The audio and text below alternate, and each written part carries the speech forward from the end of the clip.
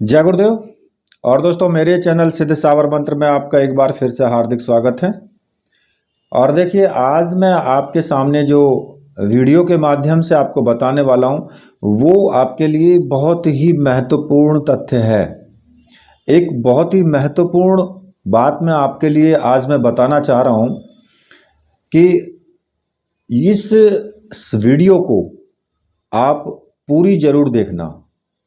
चाहे आप मेरे चैनल को लाइक करते हैं या मेरे चैनल को लाइक नहीं करते हैं, या फिर मुझे पसंद करते हैं या नहीं पसंद करते हैं, उससे कोई मतलब नहीं है।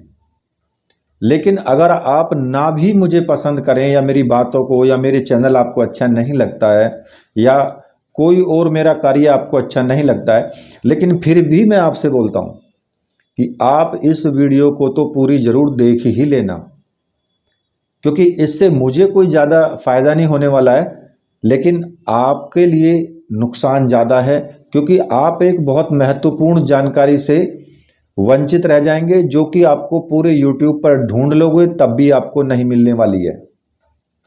ठीक है। अप्सरा जो होती है उसके प्रत्यक्ष होने का रहस्य क्या है, वो किस प्रकार से प्रत्यक्ष होती है, क्या तरीका होता है, वो मैं आज आपको इस वीडियो में बताने वाला हूं। तो देखिए, चाहे कोई भी शक्ति हो, चाहे कोई भी देवी देवता हो, चाहे अप्सरा हो, चाहे यक्षिणी हो, योगिनी हो, किन्नरी, गंधर्व, या फिर कोई भी देवता, भैरव जी, हनुमान जी, कोई भी हो, वो किस प्रकार से प्रत्यक्ष होते हैं, क्या रहस्य है उनका, वो रहस्य मैं इस वीडियो के माध्यम से आपको बताने वाला हूं। इस वीडियो को आप पूरी जरूर देखना। लेकिन उससे पहले थोड़ा सा मैं आपको कुछ बता देता हूं कि देखिए, दीपावली नज़दीक है और दीपावली में बहुत से लोग हैं कि जो कोई अप्सरा साधना करनी चाहता है या कोई दूसरी साधना करनी चाहता है, कोई लक्ष्मी साधना करनी चाहता है। तो आप जो उसकी सामग्री है उसको आप पहले से ही ऑर्डर कर लें, क्योंकि आपके पास सामग्री आने में टाइम लगता है और दीपावली से कम 5 दिन पहले आपके पास सामग्री पहुंच जानी चाहिए। वरना अगर आप दीपावली से 5 दिन पहले भी मेरे पास में ऑर्डर करते हैं तो 100% है कि आपके पास टाइम से नहीं पहुंच पाएगी सामग्री। कारण कि दीपावली से 2 दिन पहले भी छुट्टियां हो जाती हैं। तो कई बार ऐसा होता है कि 2 दिन पहले छुट्टियां हो गई और 2-3 दिन वैसे हो गए तो वही नहीं पहुंच पाती है, कहीं फंस गई सामग्री। तो इसलिए पहले ही ऑर्डर कर लें तो अच्छा रहेगा। ठीक है। और इस सामग्री का भी महत्व मैं आपको इसी वीडियो के अंदर बताने वाला हूं। देखिए, अब बात आती है अपने मेन मुद्दे की, कि जो मैं आपको कहने वाला हूं, कोई भी अप्सरा हो या कोई भी देवी देवता हो, अपने जो उनका लोक है, क्योंकि अप्सरा स्वर्गलोक में रहती है और पितृलोक में आपके पितृ रहते हैं, पिशाच लोक में जो पिशाच हैं वो रहते हैं। तो इसी प्रकार से सबके अलग अलग लोक हैं और वो अपने लोक से निकल करके सीधे आपको दर्शन नहीं देते हैं। ये 100% सत्य है कि अपने लोक से आकर के जो आप समझते हैं कि वहां से हम मंत्र जाप करेंगे, वहां से वो देवी देवता आएंगे, सीधे आपके सामने प्रत्यक्ष हो जाएंगे, ऐसा नहीं होता है। सीधे वो आकर के आपके सामने प्रत्यक्ष नहीं होते हैं। सबसे पहला क्या होता है, सर्वप्रथम आपको क्या करना पड़ता है साधक को, कि अपनी जो इच्छा शक्ति है और जो तपोबल है आपका, वो आपके लिए बहुत आवश्यक है। आपकी इच्छा शक्ति जो है, जो विल पावर है, वो आपकी दृढ़ होनी चाहिए, कठोर होनी चाहिए, मजबूत होनी चाहिए। और दूसरा, आपका तपोबल जो है वो काफ़ी स्ट्रांग होना चाहिए, जिससे कि आप जिस शक्ति का भी आवाहन करो या जिस अप्सरा का भी आवाहन करो, या तो आप मंत्र जाप के द्वारा करो या फिर हवन के द्वारा करो, तो वो स्वयं ही मंत्र जाप के द्वारा स्वयं ही शरीर को शुद्ध और एक तरीके से दृढ़ रखना होता है उसको मंत्र जाप के द्वारा। देखिए, मंत्र जाप करने से, हवन करने से आपका जो शरीर है वो शुद्ध भी होता है और वो सशक्त भी होता है।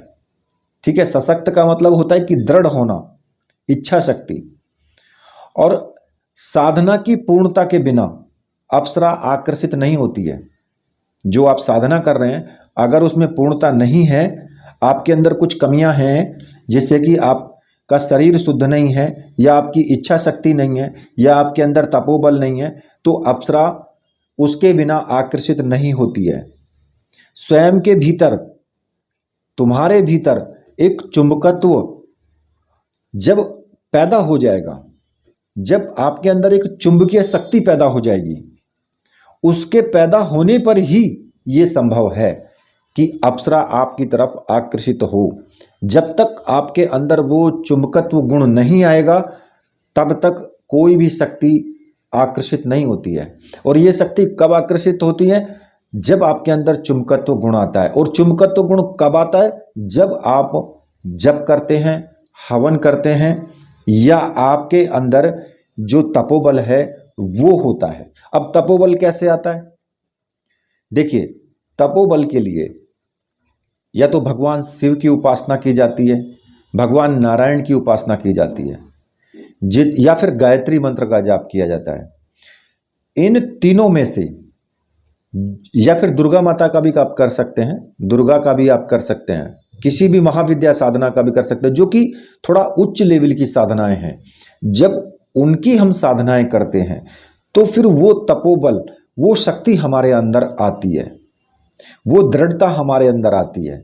और लगातार जब हम उनका मंत्र और जाप करते रहते हैं तो हमारे अंदर तपोबल भी बढ़ता है, हमारे अंदर चुंबकत्व शक्ति भी बढ़ती है, क्योंकि इन शक्तियों की पावर, इनका जो गुण है वो बहुत ही तीव्र और बहुत ही प्रचंड होता है, जिससे कि हमारे शरीर के अंदर एक तपोबल जो है बहुत उच्च लेवल में पहुंच जाता है।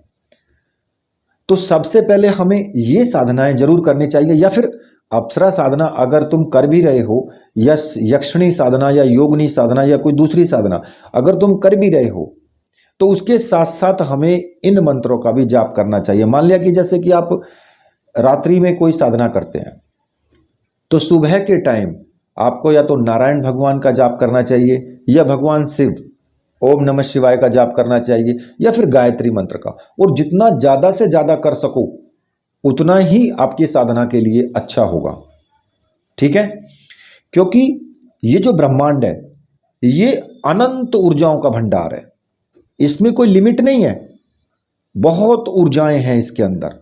और इसी ऊर्जा का जो प्रकाश का एक पुंज जो होता है ना, ये शक्तियां हैं। वो जिस शक्ति, मतलब कि जो प्रकाश पुंज होते हैं वही ये शक्तियां हैं, ये प्रकाश पुंज के रूप में हैं।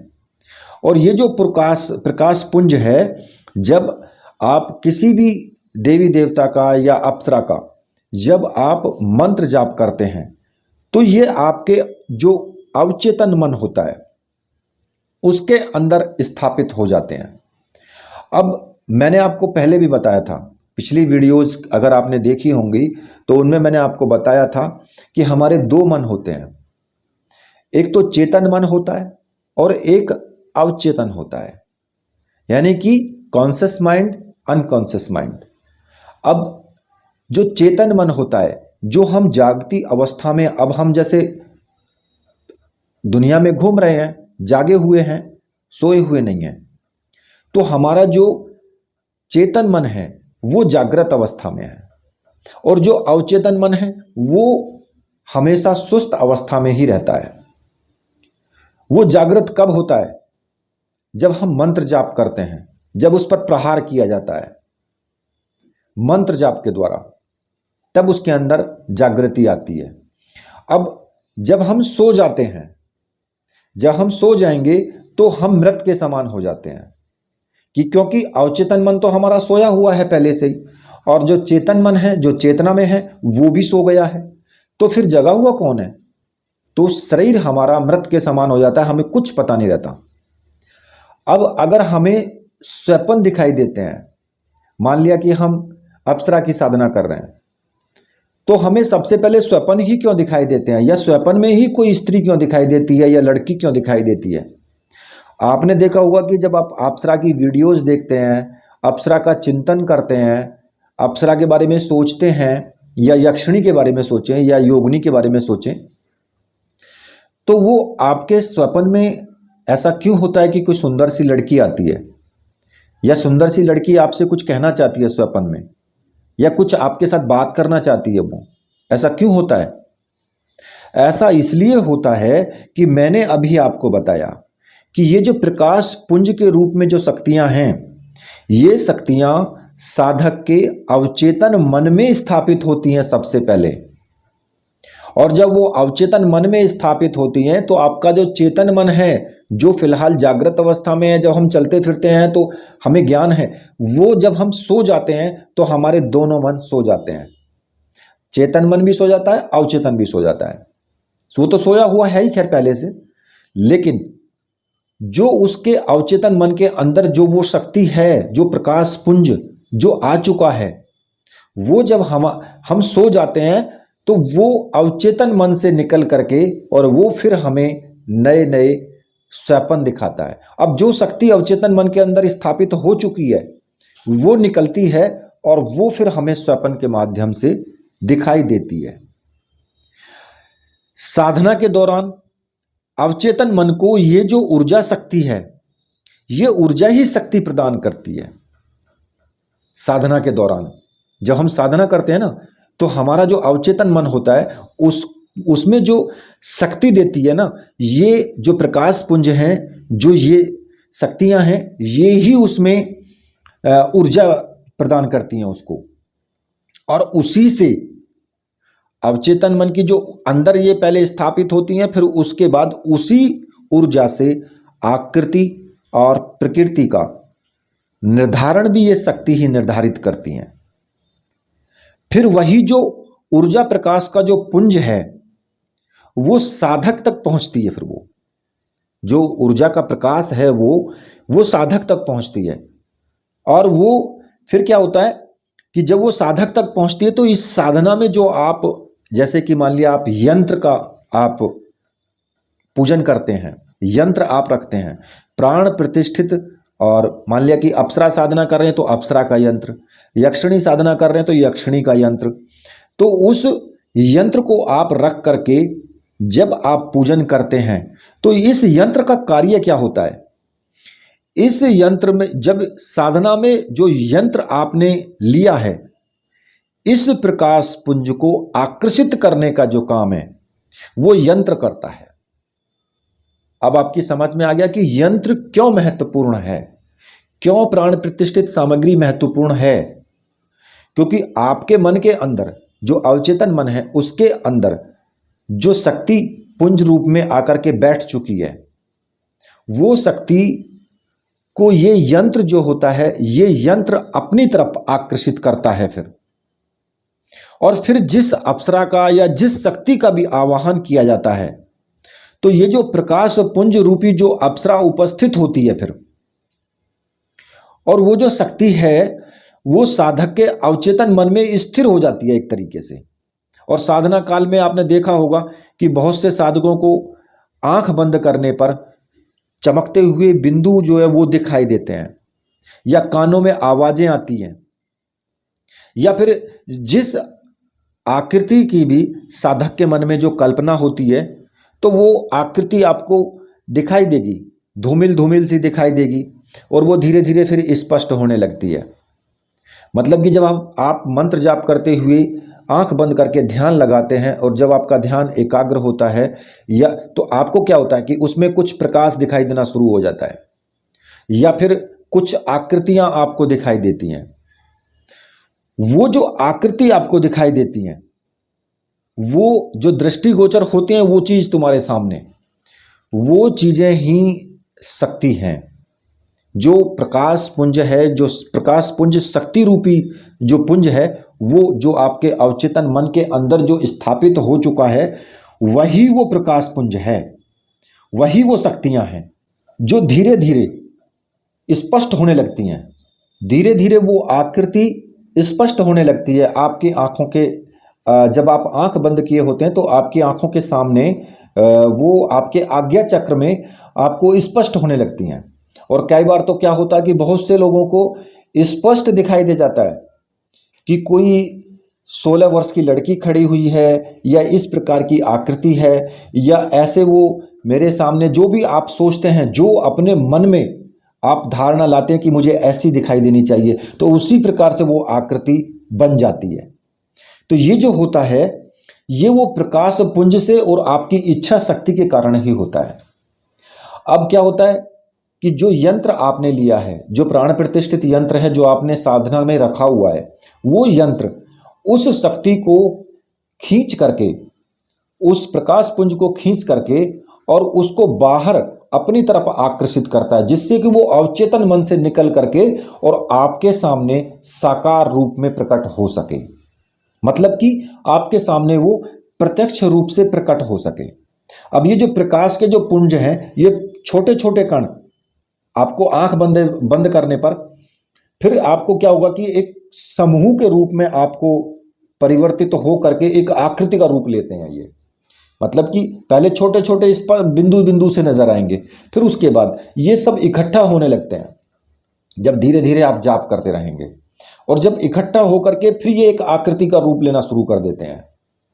तो वो जो आकृति का रूप है, इस प्रकार के जो प्रकाश कण हैं वो 5 तत्वों में उपस्थित होते हैं। वो जो पंच तत्व होते हैं वो 5 तत्वों में ही ये प्रकाश पुंज वहां पर उपस्थित होते हैं, जो हमारे अवचेतन मन के अंदर जो स्टोर होते हैं, जो शक्ति प्रकाश पुंज में आकर के और विस्थापित हो जाती है। क्योंकि बहुत से लोग पूछते हैं इस बात को कि भाई अप्सरा 3 तत्वों की बनी हुई होती है, तो वो फिर आपके सामने प्रत्यक्ष रूप में एक बिल्कुल एकदम देह लिए हुए कैसे खड़ी हो सकती है, इस बात को वो पूछते हैं। उनका एक तथ्य होता है और ये भी सच भी है। तो इनको जो 5 तत्व जो मिलते हैं अप्सरा को, वो कहाँ से मिलते हैं? वो आपके इस अवचेतन मन में जब वो आकर के स्टोर हो जाती है वो शक्तियां, तो इन जो प्रकाश के जो ये कण हैं, इन कणों में से ही 5 तत्व उपलब्ध होते हैं। इन्हीं कणों में 5 तत्व वो उपलब्ध होते हैं और उन्हीं से ये 5 तत्व इनका शरीर निर्मित होता है। और सही मायनों में अगर कहा जाए तो ये जो प्रकाश कण हैं उस आकृति को यही धारण कर लेते हैं। और दूसरे शब्दों में अगर मैं कहूं तो ये जो प्रकाश पुंज हैं, ये प्रकाश पुंज ही अप्सरा या देवी के सशरीर उपस्थित होने का माध्यम है। इनके द्वारा ही वो वार्तालाप भी करती है, वो दर्शन भी देती है। ये जो करोड़ों प्रकाश कण हैं, साधक की जो साधना है और जो उसकी जो एक तरीके से उसकी एक अंदर की भावना है, उसके अनुरूप ही उसे देवी का या अप्सरा का रूप निर्मित कर देते हैं वो। और साधना जितनी प्रबल होगी, जितनी तीव्र होगी, साधना में अप्सरा की उपस्थिति भी उतनी ही सशक्त होगी। अब अगर आप निरंतर साधना करने से, लगातार अगर आप साधना करते रहते हैं, तो अप्सरा सूक्ष्म रूप से एक स्थूल रूप जो है, यानी कि जो एक मानव आकृति रूप में वो धारण हो जाता है उसको।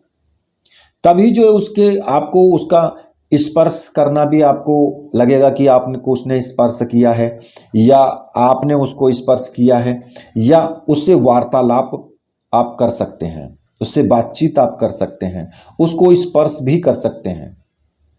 अब इसी कारण से कहा भी जाता है कि साधना में जप, ध्यान और एकाग्रता बहुत ही ज़्यादा महत्वपूर्ण है, जिससे जो भी साधक है वो ब्रह्मांड में जो विचरने वाली शक्तियों का जो ये प्रकाश पुंज है, उसको अपनी मन की इच्छा के अनुसार आकृति में आकर्षित उसको कर सके।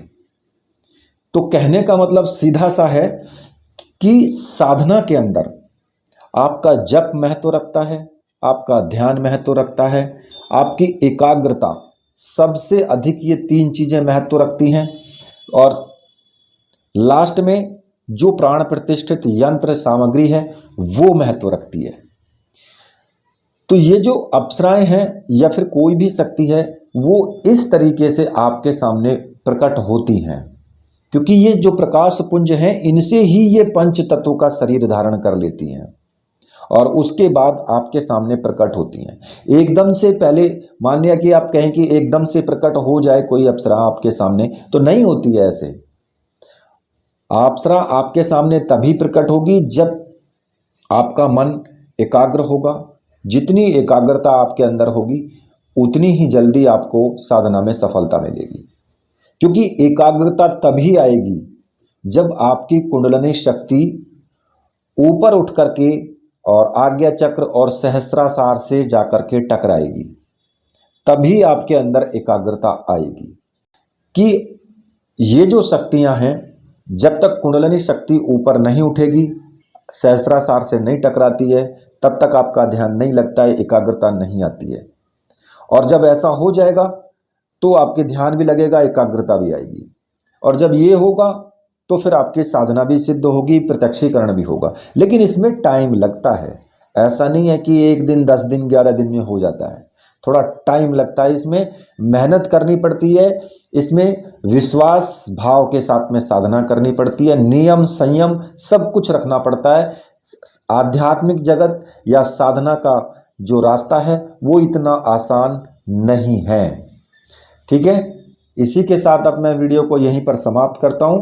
तो इसी के साथ मेरे साथ बोलिए, बोलिए वीर बजरंगबली हनुमान जी महाराज की जय। बोलिए मेरे परमहंस गुरुदेव की जय।